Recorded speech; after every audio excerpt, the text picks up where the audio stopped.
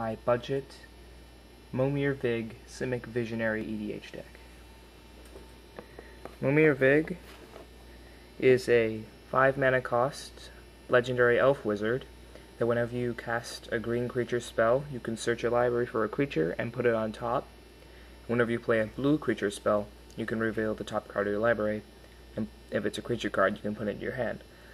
So if you stack the triggered abilities correctly, you can get a creature card from your library into play if you play a green-blue creature spell.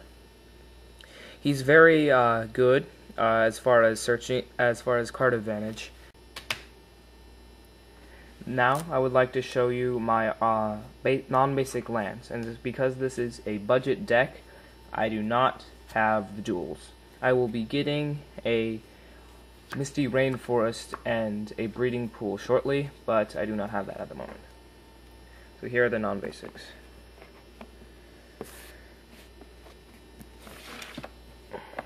So there's Evolving Wilds. Sylvanite Temple is good because it can add the double blue necessary for counter spells if you need to sack it and get some extra mana. Another Terramorphic. Vivid Grove. Colony Garden, always good.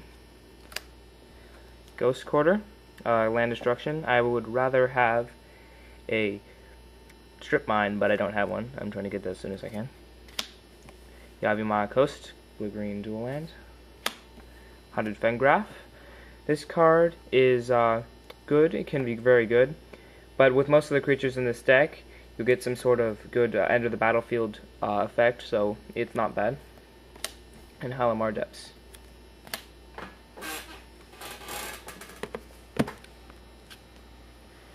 Now I would like to show you the artifact and enchantment destruction I have.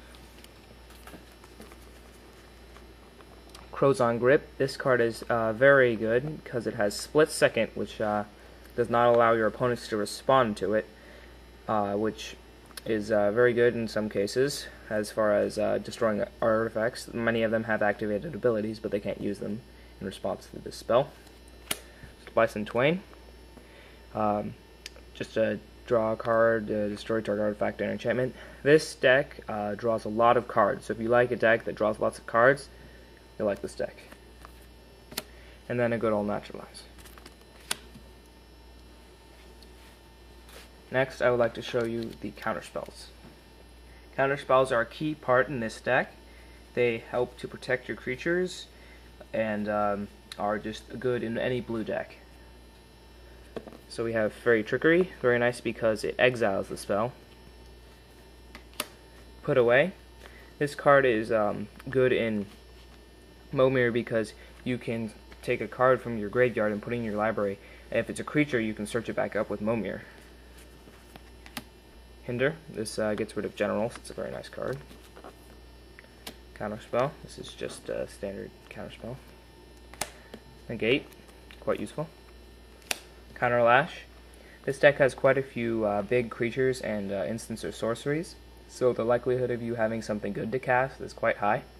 And it's always nice laughing at your opponent when you cast your huge creature when then you counter their utility creature. Because you'll always have more mana in your opponent, this deck gets a lot of mana really fast. You won't have to worry about having the 6 mana to counter the spell. It's pretty good.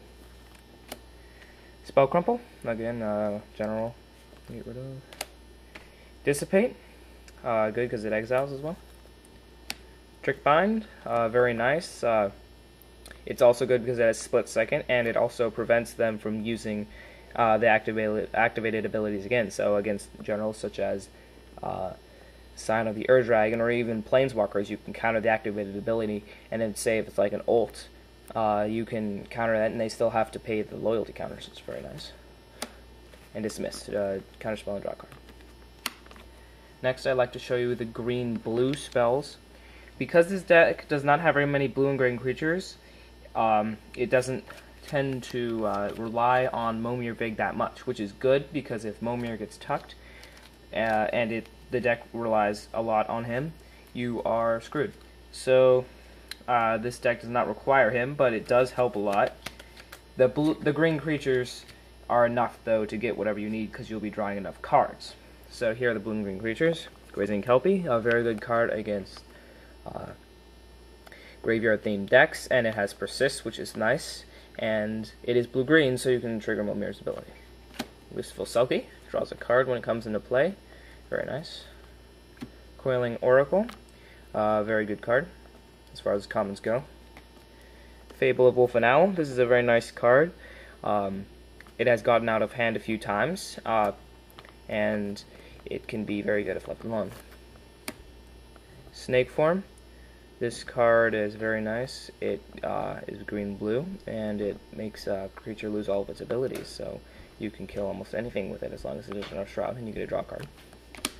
And Spitting Image is also very nice because it has Retrace, and you can put a token of a creature that's into play. Now onto the utility creatures. Almost all of these creatures have an Enter the Battlefield trigger, which is very nice in some of the combos that this deck has. First we have an Oracle of Moldiah. This card lets you ramp a lot, which is very nice. Gets you lead on your opponents.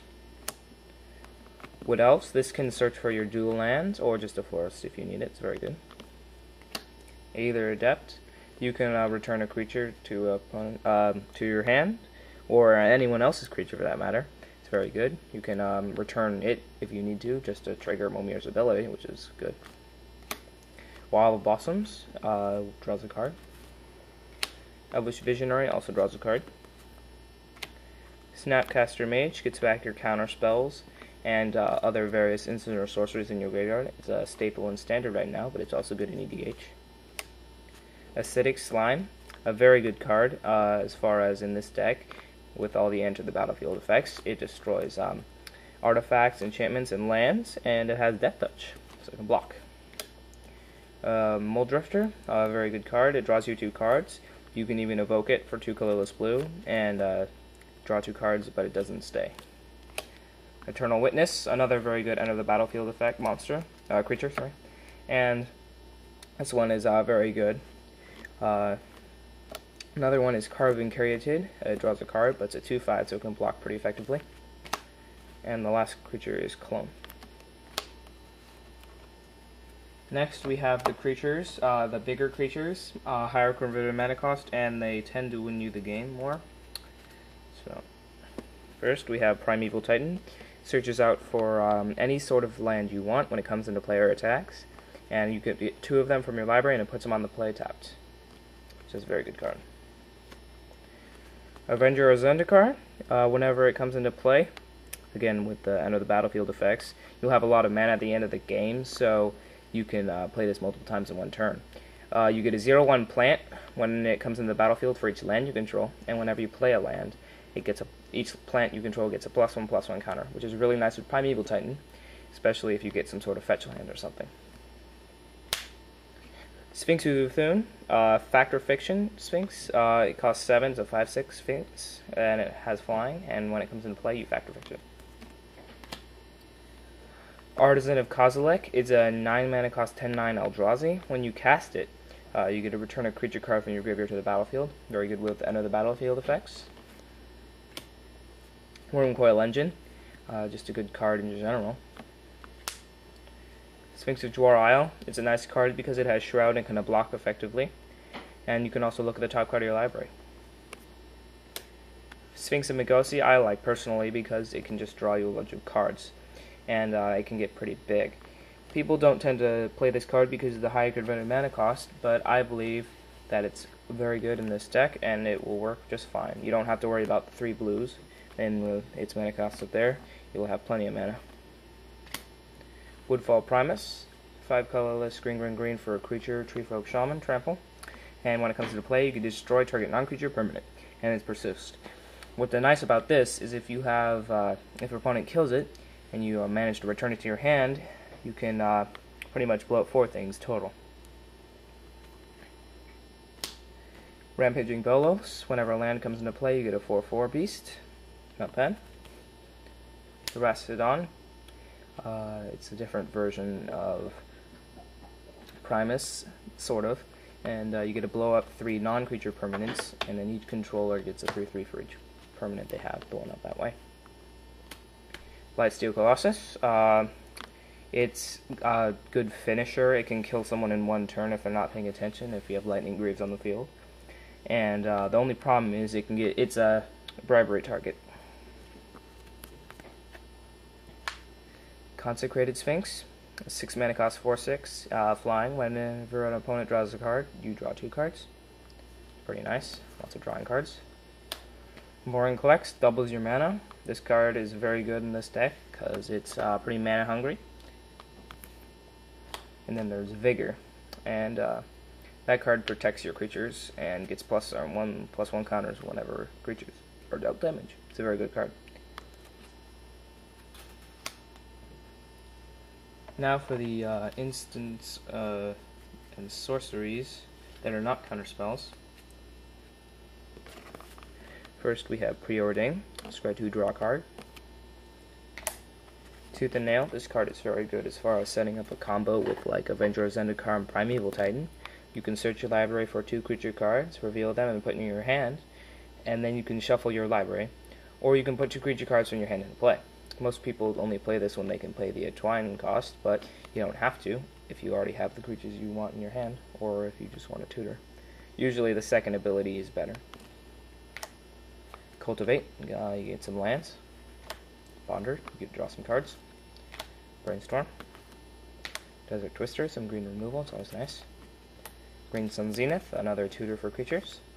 And Prayers Council. This card is very, very good. And if you get it off, you're most likely going to win. Now for the Artifacts and Enchantments section. Leyline of Anticipation. At the beginning of the game, if you have it in your opening hand, you can put it on the battlefield and it gives everything you have flesh.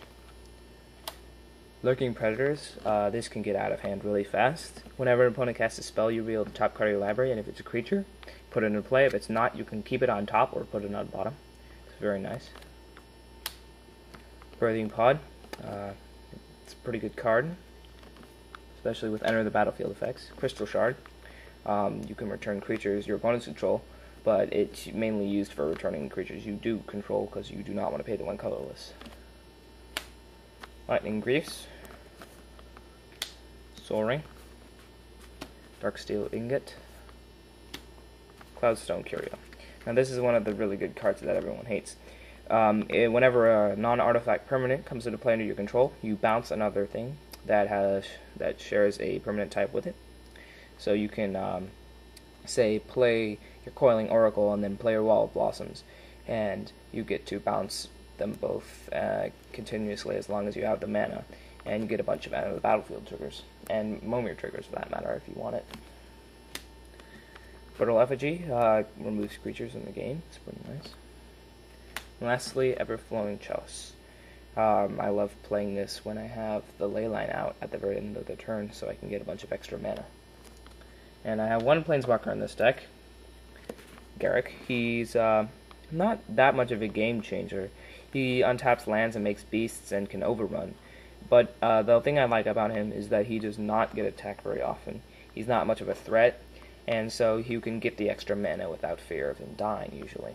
People won't waste their removal on him, and people won't try to attack you and trying to stir up a trouble or a fight. Anyway, that's Momir Vig, EDH. Hope you enjoyed it. Please leave comments. I will be getting some more cards soon, such as Cryptic Command and Void Slime and Simic Sky Swallower and Mystic Snake. Those are also good cards in this deck. Please like the video and leave comments below.